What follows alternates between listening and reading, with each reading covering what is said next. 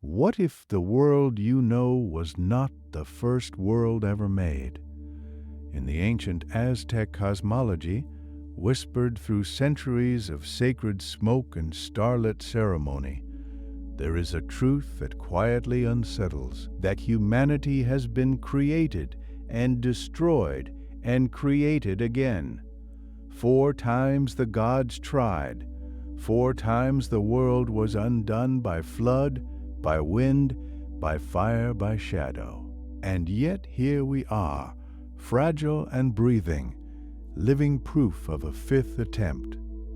At the heart of this story moves a being unlike any other, part serpent, part bird, part god, part wanderer, Quetzalcoatl, the feathered serpent, whose very name holds 2 contradictions pressed together like wings against scales. He descended into the realm of the dead, bargained with its lord, and carried something precious back into the light. Something that became you. Something that became us. But the price for such a gift is never simple. Welcome to the story of Quetzalcoatl. Now lie back, breathe slowly, and let the ancient world take over.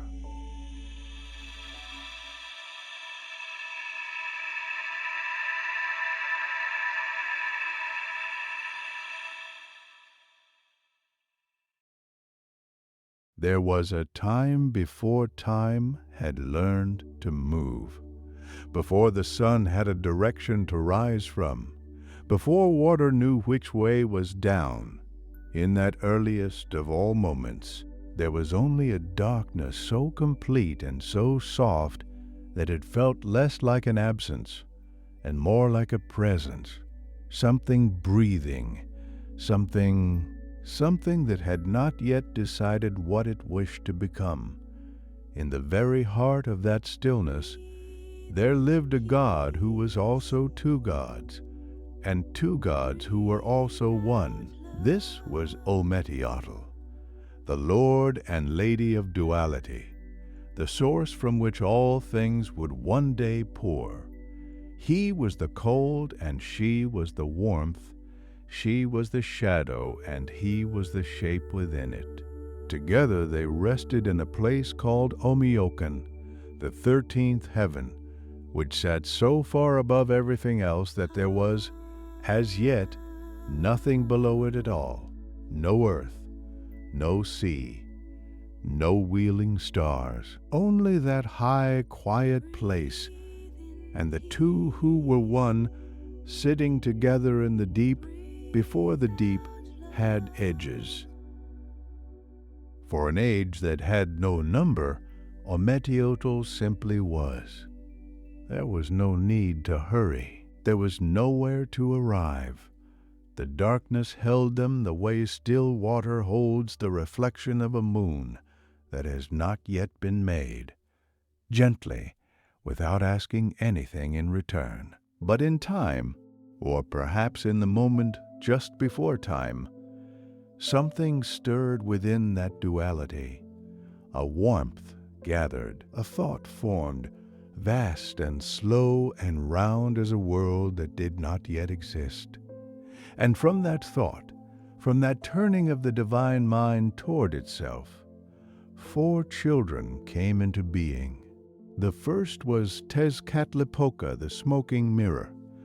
He arrived in darkness the way a shadow arrives before the thing that casts it. His eyes held the glint of obsidian, and in his hand, or rather where his hand had once been, there shone a great black mirror that could show any truth, any secret, any sorrow hidden in the heart of a living thing. He was not cruel, not at first.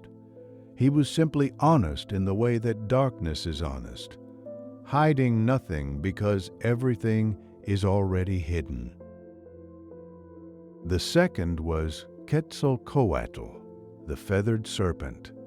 He was wind and wisdom, shimmer and motion. Where his brother was still and deep, Quetzalcoatl moved. Light played across his feathers the way it plays across shallow water, restless, curious, always catching something new. He loved knowledge the way a river loves the sea, not because he had found it, but because he could feel it somewhere ahead, drawing him forward. The third was Totec, the Lord of Seasons, the one who wore renewal on his skin like a garment, who understood that nothing grows without something first being given away. He was patient and tender and a little sorrowful, as all things are that understand the turning of cycles. The fourth was the goddess Huitzilopochtli, not yet fully formed, not yet fully awake, resting in potential the way a seed rests in winter soil, already holding everything it will one day become. So the four children of Ometeotl floated together in that primal dark, 600 years passing like a single long, slow breath. They felt the weight of what their parents were, that limitless duality above and behind and within them, and they began very quietly to wonder, what would it mean to make something? The question moved between them like warmth moves through still air, slowly spreading outward, touching everything it reached. Tezcatlipoca turned his mirror and saw visions of worlds that had not yet been dreamed. Quetzalcoatl felt the wind that did not yet blow begin to stir somewhere deep inside him. The cosmos, such as it was, leaned in. Around them, the darkness was not empty.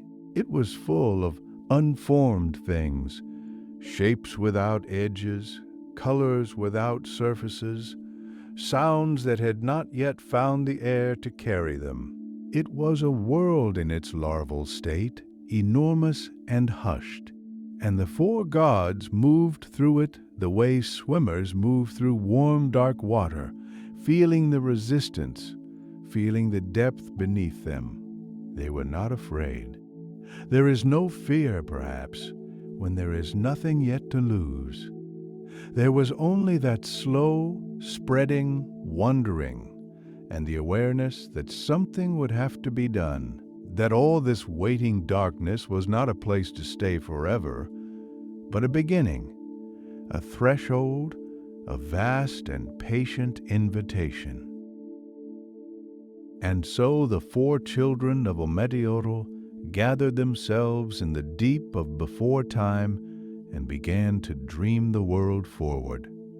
Not yet with action, not yet with creation, only with intention, that first and most powerful of forces, the quiet leaning of a divine will toward what might be. The darkness listened. It had been listening for a very long time. It knew, in the way that all ancient things know, that the waiting was nearly over, that somewhere just ahead, just beyond the reach of that enormous stillness, the first sun was coiling in the dark, preparing to be born.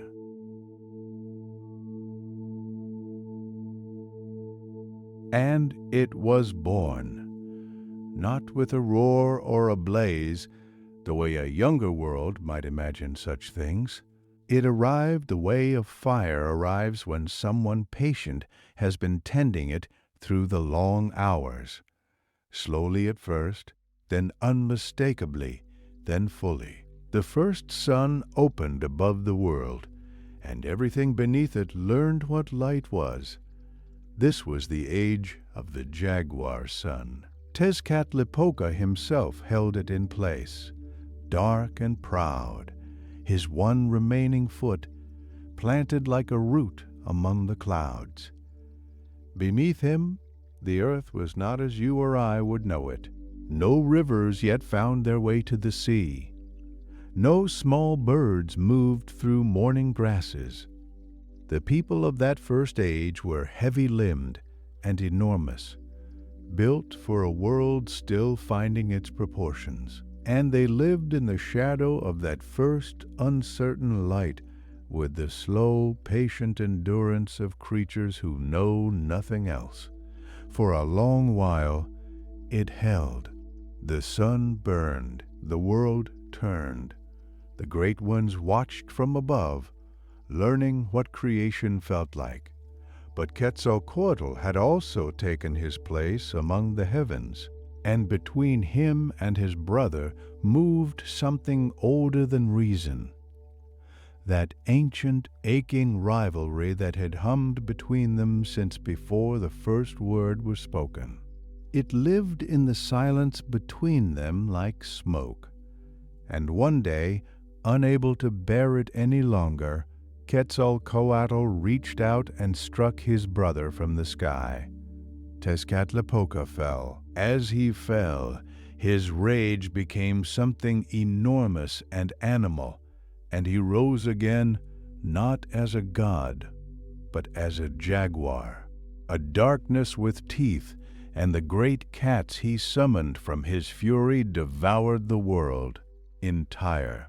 Every enormous creature, every living thing. The sun went out, and the first age closed like a hand around a flame. For a time, there was nothing again. The darkness sat with what it had learned.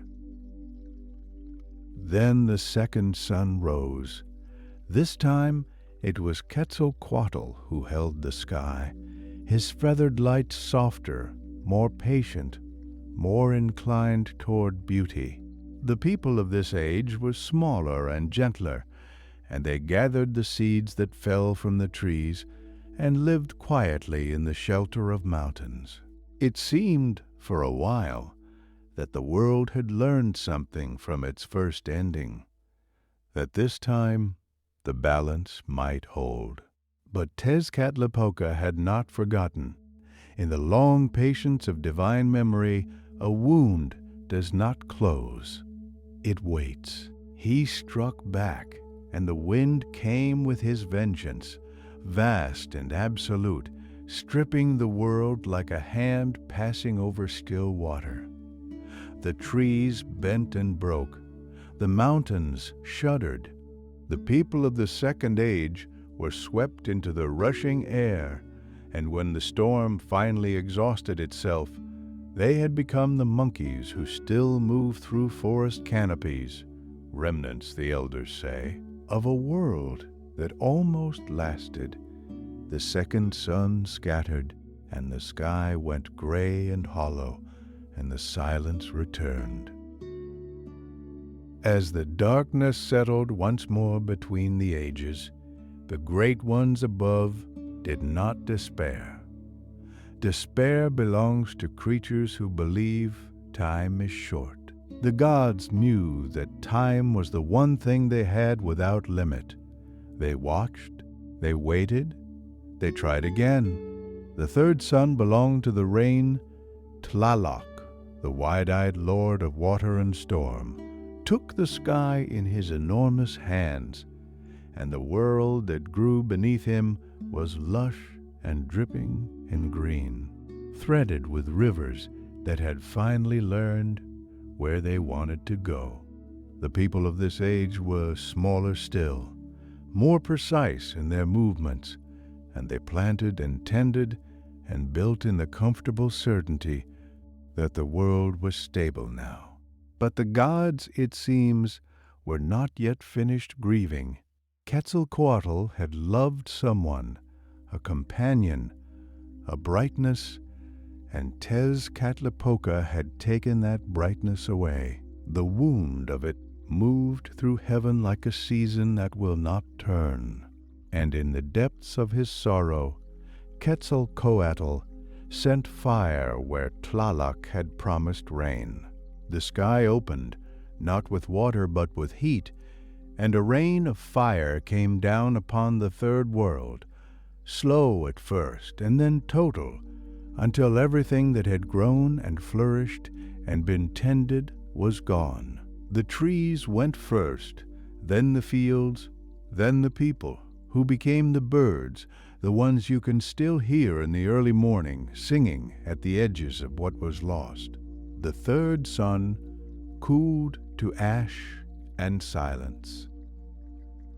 There was a stillness then that lasted longer than the others, as if the cosmos itself needed to sit quietly with the weight of what kept happening. 3 worlds, 3 endings, 3 attempts at something lasting, each one reaching toward completion the way a dreamer reaches toward waking. Almost, and then suddenly not. The 4th sun rose in water. Chalchuitlicu, she of the jade skirt, wrapped herself around the sky, and her light fell soft and silver green across a world that glittered with rivers and lagoons and still pools where the clouds could see their own reflections. Of all the ages, this one felt the most alive. The people moved through it carefully, as if they sensed how beautiful and fragile the whole arrangement was. They fished in the long mornings. They watched the herons stand motionless in the shallows. They built small shelters on the banks of slow water and lived close to what sustained them. It was Tezcatlipoca again who undid it. He whispered, and that was all it took. He leaned close to the ear of heaven and suggested that Chalchuitlicu's kindness was not genuine, that she tended the world not from love, but from the desire for praise. The words were small and perfectly aimed, the way a sliver of ice can find the single unguarded place in a wall.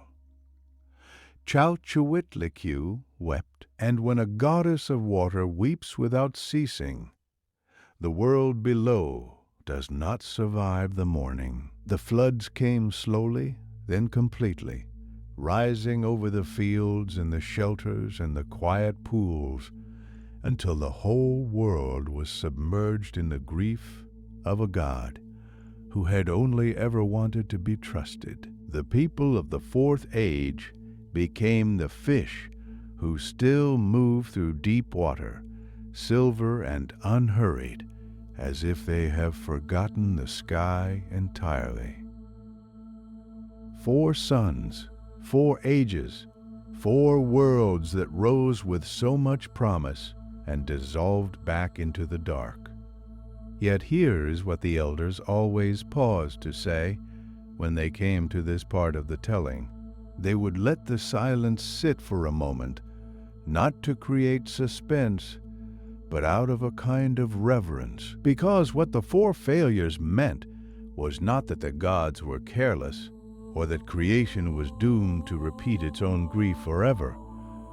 What they meant was that something was being learned. Each age was a breath, in and out, and with each breath the world came a little closer to the shape it was always trying to become. The darkness that followed the 4th flood was different from all the others, older somehow, deeper, more ready.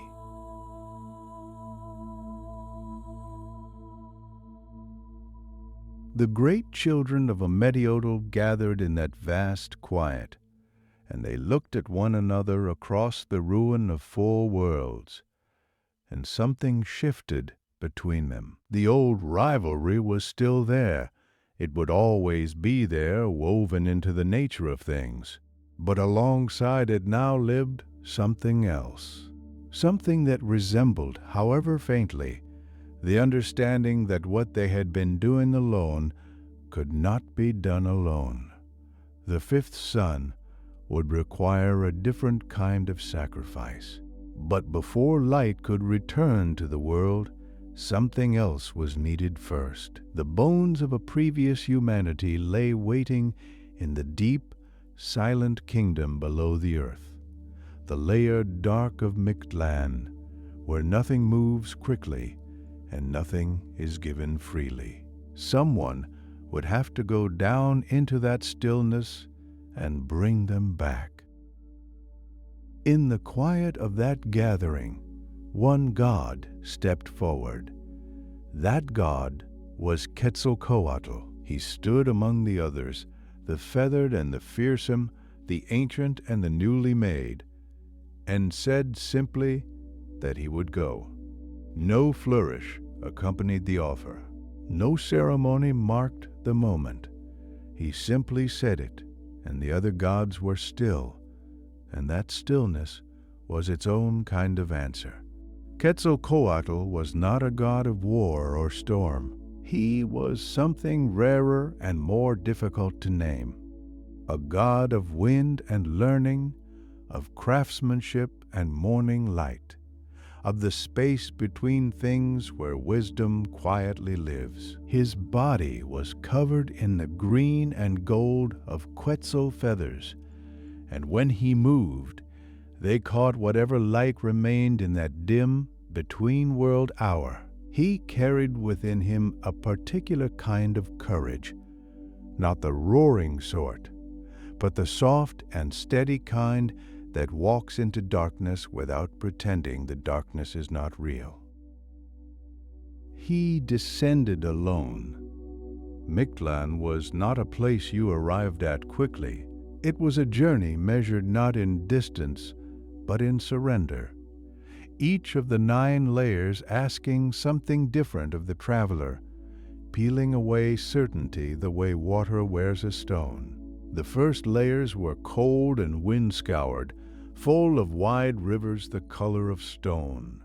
Quetzalcoatl moved through them without haste. He crossed the dark water on the back of a dog the color of rust, the animal silent beneath him, its breath rising in small pale clouds in the chill. Deeper still, the wind changed. It came from all directions at once, a wind full of obsidian, carrying shards that whispered as they moved. Quetzalcoatl lowered his head and walked on. The feathers along his shoulders shivered, and a few torn loose and drifted behind him like green embers from a fading fire. He did not look back. As the layers deepened, the silence thickened. It was not the silence of emptiness. It was the silence of presence, of many things watching without sound. The dead do not speak in Mictlan. They have long since said everything they needed to say. They only observe, their eyes soft and remote as the light at the bottom of a lake. And so it was that Quetzalcoatl came at last to the deepest place, the 9th layer, the still center of the underworld, where Mictlantecuhtli waited. The Lord of the Dead was not monstrous exactly. He was simply absolute. He sat on a throne of bone in a hall with no ceiling, or at least no ceiling that could be seen, only an ascending dark that went up and up without end. His face was a skull, patient and unreadable. Beside him sat his wife, Mictlantecuhtli, her own face equally still, equally ancient. They did not rise when Quetzalcoatl entered. They had no need. Quetzalcoatl spoke plainly. He had come for the sacred bones of the previous people, the humans who had lived beneath the 4th sun, now ended. The bones rested here in Mictlan, and the gods of the upper world needed them. A new humanity was to be made. Life was to begin again. Mictlantecuhtli regarded him for a long moment. The hall was very quiet. Then the Lord of the Dead said, "Yes, you may have them. But there was a condition. There is always a condition in the deep places of the world." Quetzalcoatl would have to walk 4 times around the great circular realm of Mictlan, blowing a conch shell horn as he walked. To prove his right to the bones, Mictlantecuhtli handed him the shell. Quetzalcoatl looked at it. The shell had no holes. It could not be blown. He held it for a moment, turning it in his hands. Then, quietly, he called on the worms of the earth, those small, unhurried creatures who have always understood the interior of things. They came without fanfare and bored their tiny passages through the shell. Then Quetzalcoatl called on the bees, who flew inside and hummed, and the sound that emerged was deep and resonant and low, rolling out through the bone-pale halls of Mictlan like a slow tide. Mictlantecuhtli heard it. His expression did not change, but he nodded. Quetzalcoatl gathered the bones, long and pale and heavier than they looked, and wrapped them carefully, the bones of the women and the bones of the men bundled together. He began to walk back the way he had come. But Mictlantecuhtli had not finished. The Lord of the Dead sent word ahead through the layers. His servants moved like shadows through the dark corridors of the underworld, and where Quetzalcoatl walked, they dug. A deep pit opened in the ground before him, hidden beneath a thin skin of dust and silence. A quail burst upward from the path, startled, sudden, all wing-beat and alarm, and Quetzalcoatl stumbled. He fell. The bones scattered as he struck the ground, tumbling into the dust, breaking. Some cracked cleanly, others splintered into fragments. Quetzalcoatl lay still for a moment, his feathers pressed against the dark earth, the precious cargo spread around him in pieces. The silence of Mictlan settled over the scene like a held breath. For a moment, just a moment, something moved through Quetzalcoatl that was very close to despair.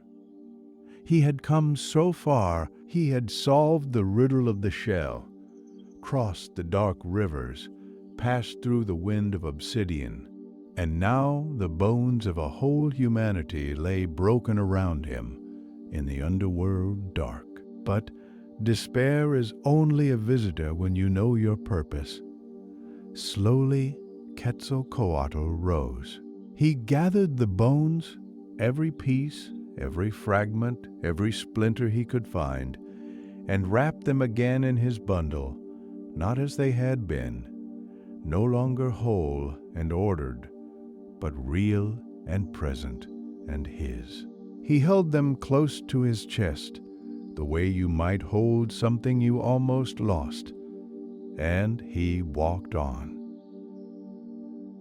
Layer by layer, the underworld released him.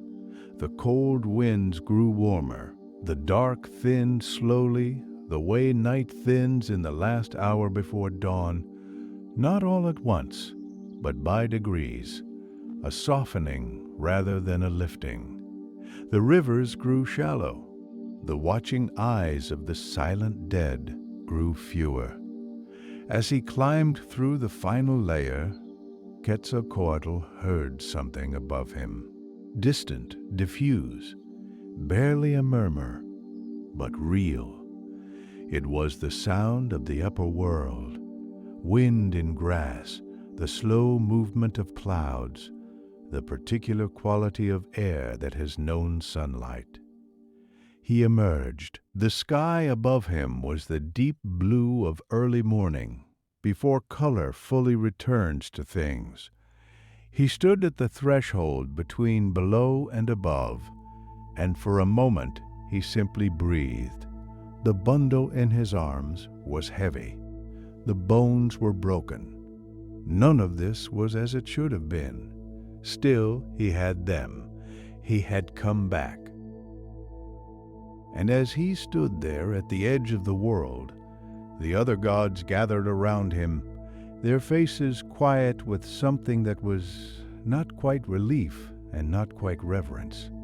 Something between the two, warmer than either.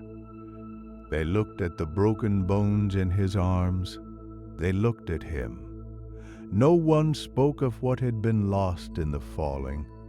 No one counted the pieces or mourned the fractures, because perhaps this was always how it was meant to be.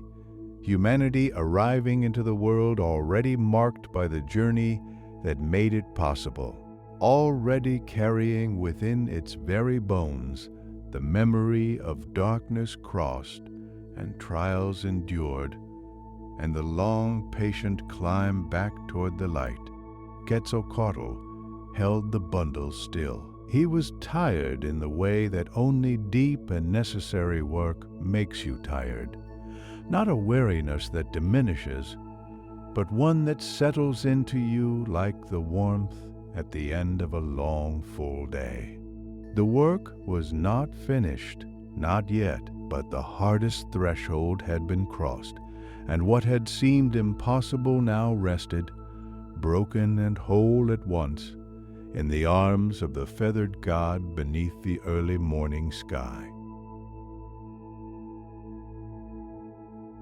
He carried the bones to Tamuanchan. That was where the other gods waited. That soft and sacred place at the edge of the world, neither quite earth nor sky, where flowering trees leaned over one another and the air smelled of green things and old rain. They had been watching for him. Some had paced, some had sat very still in the way that gods do when they are holding their hope carefully, afraid to let it move too much in case it spills. When Quetzalcoatl appeared at the boundary of that place, feathers dimmed with the dust of the underworld, the wrapped bundle held against his chest, something in the gathered silence changed. Not loudly, the way light changes when a cloud moves on. He set the bones down on the sacred grinding stone, and for a moment he simply stood there, letting the weight of the journey leave his hands. The bones were broken as Mictlantecutli had intended. They had shattered when Quetzalcoatl fell into that pit in the darkness, the quail startling him, the ground giving way, the bones scattering like dropped kindling across the cold floor of the underworld. He had gathered every piece he could find, and the goddess Quetzalcoatl had helped him, her steady hands moving through the dark beside his. But broken they remained, and broken they lay now on the stone, some long, some short, some no larger than a thumbnail. And so it was that Quetzalcoatl understood something the lords of death had perhaps not intended him to understand. The breaking did not ruin them. The breaking was part of it. All the people to come would be different from one another, different heights, different ways of moving through the world, because the bones from which they were shaped were themselves different, uneven, gathered in the imperfect dark. The brokenness was not a flaw woven into humanity. It was the beginning of their variety, their richness, the reason no two faces would ever be the same. He ground the bones. The work was slow and deliberate. The stone turned, the pale fragments softened into something finer, something almost like flour, and the air around the grinding stone grew warm in a way that had nothing to do with the sun, which had not yet risen fully over this fifth and fragile world. Then the gods drew close. One by one they opened their hands, or their wrists, or the quiet places where divine life runs deepest, and let their blood fall onto the bone meal. Each drop darkened the pale powder. Each drop carried something of the world's own longing for itself, the old hunger the cosmos had felt since Ometeotl first breathed thought into the darkness. The desire to be known, to be witnessed, to be loved by something that could choose to love. The blood and the bone meal met and mingled. Slowly, the mixture became something neither bone nor blood alone could have been. Still, it needed one thing more. The maize had been found by the red ant Azcatl, who had long known where it was hidden, inside a mountain, tucked away like a secret the earth had been keeping for an age. Quetzalcoatl had coaxed the ant into showing him, following the small creature across the ground with a patience that suited him, letting the journey take as long as it needed. The maize was yellow and full and dry, ancient in the way that only seeds can be ancient, carrying inside each kernel the memory of every harvest that had never yet happened. This too was added to the mixture, ground together with the bone and the blood, until the three became one substance, golden pale and faintly warm to the touch, like bread, taken just moments from the fire. Quetzalcoatl shaped it with his hands. The shaping was gentle. He did not force anything. He followed what the substance seemed to want to become, the way a careful hand follows the grain of wood rather than working against it. The other gods were quiet around him, watching without crowding. The flowering trees of Temunchan leaned in their slow way. Somewhere above, the sky was learning its own color. And then, softly, the way the first note of birdsong arrives before you are quite sure you heard it, something moved, not all at once.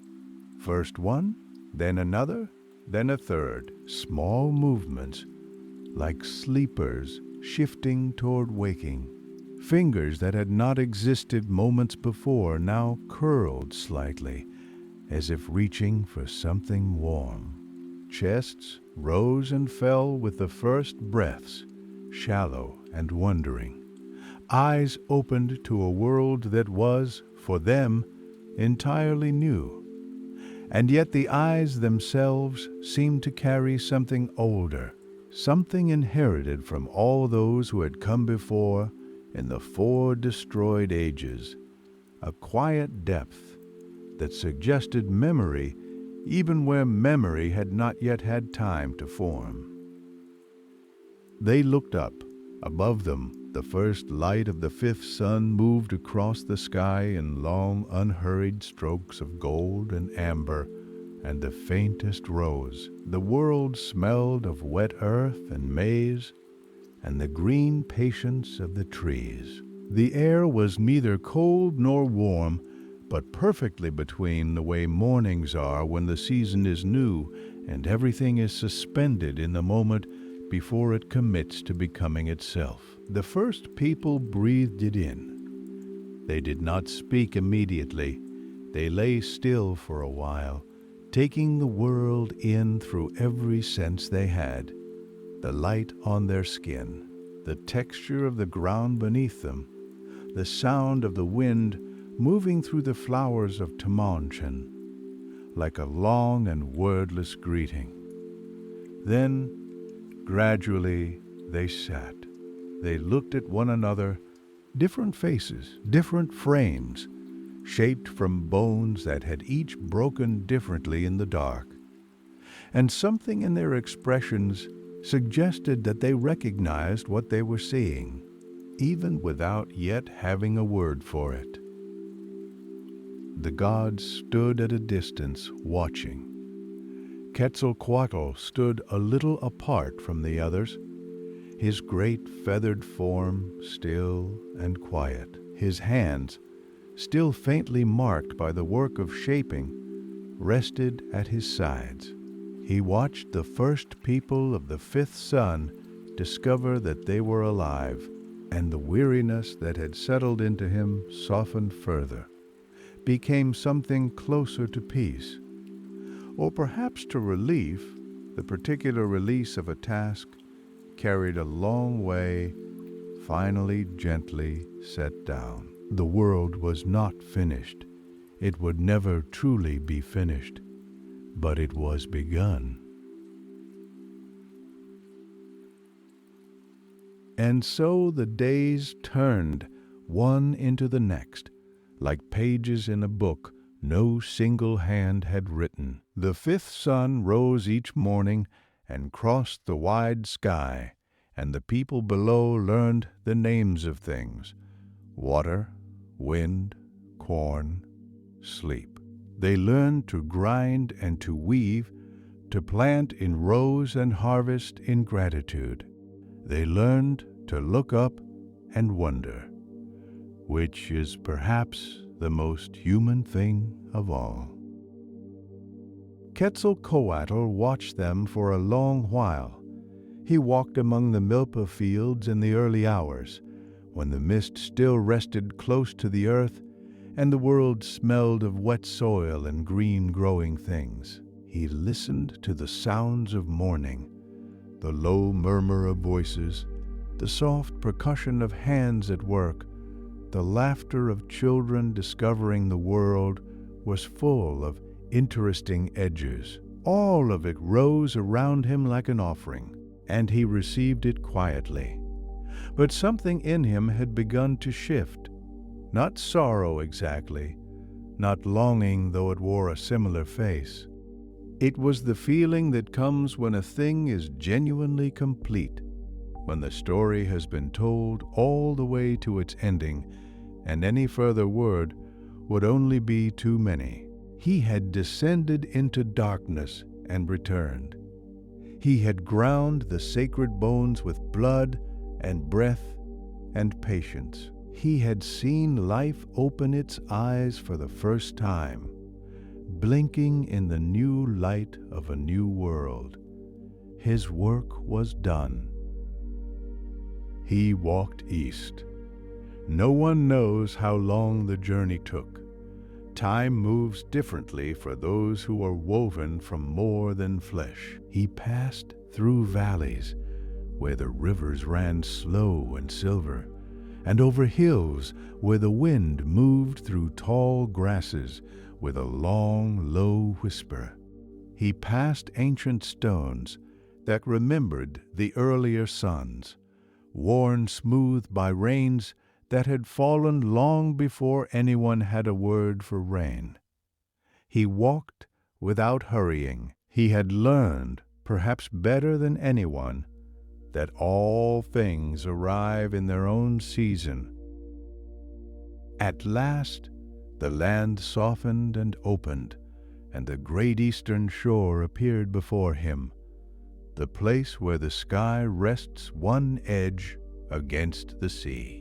The water stretched out endlessly, gray and gleaming, breathing its slow tidal breath. The air tasted of salt and distance. He stood at the edge of the world and let the waves move across his feet. There, at the waterline, he gathered what the shore offered: the long, sinuous bodies of serpents, sleeping in the shallows, scaled and luminous, coiling like living ropes. Gently, with great care, he wove them together into a raft, wide enough to hold him, patient enough to carry him forward. The serpents did not resist. They seemed to know. They seemed, in their quiet way, to welcome it. He stepped onto the raft. The sea accepted his weight without complaint. A slow current took him, easing him away from the shore, away from the land he had shaped and bled for, and loved in the particular way that makers love their making. Not with possession, but with something more like wonder at what the thing has chosen to become. The shore grew smaller. The sounds of the world, the voices, the birds, the soft industry of the living, faded into a hush. The horizon drew him forward. Those who stood on the shore that morning, if any were there to watch, would have seen a figure growing distant on the water, and then less than a figure, and then only a shimmer where the sea and sky met and blurred, and then the shimmer too was gone. But he did not vanish. He was not lost. In the hours before sunrise, when the darkness has thinned but the light has not yet gathered its full courage, a single star appears above the eastern horizon. It arrives before the sun, quiet and steady, the first light in a sky still learning to wake. The old people called it different things in different ages, but in the memory that runs beneath memory, in the oldest knowing, it was understood to be him, the feathered serpent, keeping his post, watching over the threshold between night and morning, faithful still. Every dawn, he is there. Every dawn. The world is reminded that darkness does not last, that someone made the long journey so that life could begin, and that the work of love, quiet, patient, costly love, leaves a light behind it that does not go out. Rest now. The morning star is holding its watch. The fifth sun will rise when it rises. The world is tended, and the night is gentle, and there is nothing left to do but let yourself drift slowly into the soft and waiting dark.